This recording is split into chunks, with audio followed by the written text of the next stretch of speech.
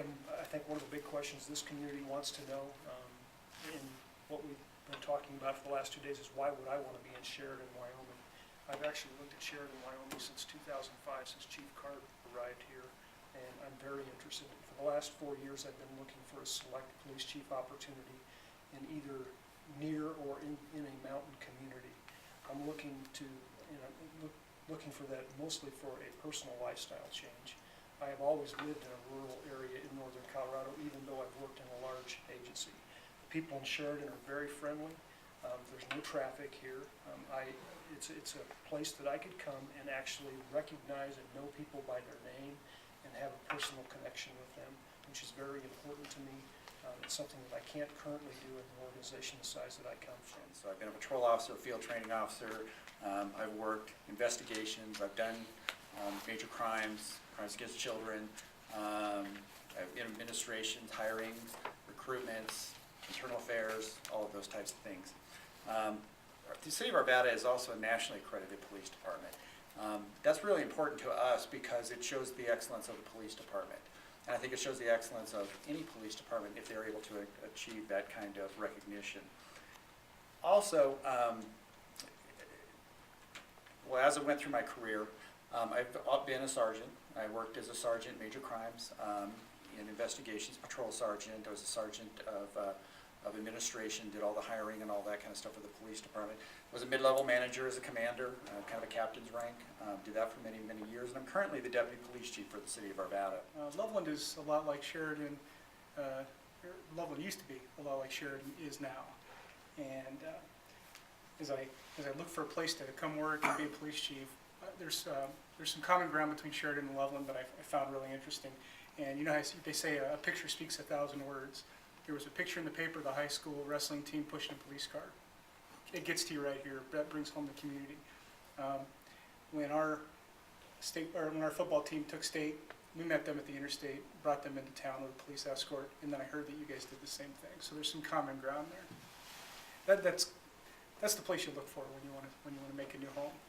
You know, professionally, my experience, I've held positions in all the different areas of the police department with patrol, investigations, narcotics, supervision. I run the SWAT team. I'm the SWAT commander.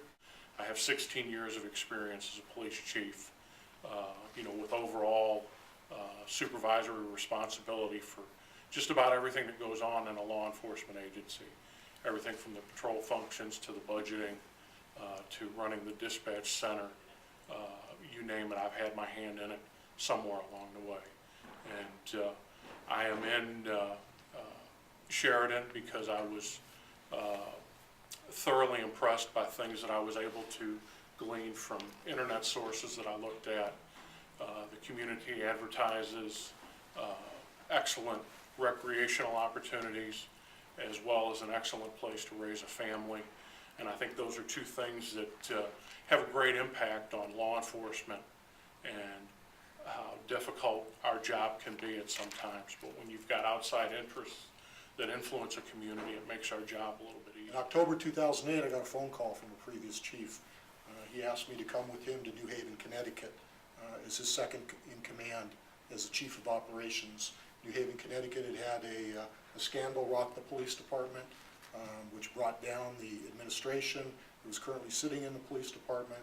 An outside think tank, the Police Executive Research Forum, came in, did an audit of the police department and recommended drastic changes, including bringing in an outside chief and assistant chief. And I've been there since then. I'm proud to say we've been able to implement all 50 of the recommendations PERF made that needed to be done to the department. What we've seen is a double-digit reduction in violent crime in the city, reduction in police overtime to the point of $1.5 million, increased police morale, and increased public satisfaction in the police department. During my 24 years at Maple Grove, I've been blessed to have had some experience in really all aspects of the police department. I was a patrol officer, patrol sergeant of investigations. My beliefs that the chief's main responsibilities to the community are to ensure the highest quality of law enforcement in the most efficient manner possible.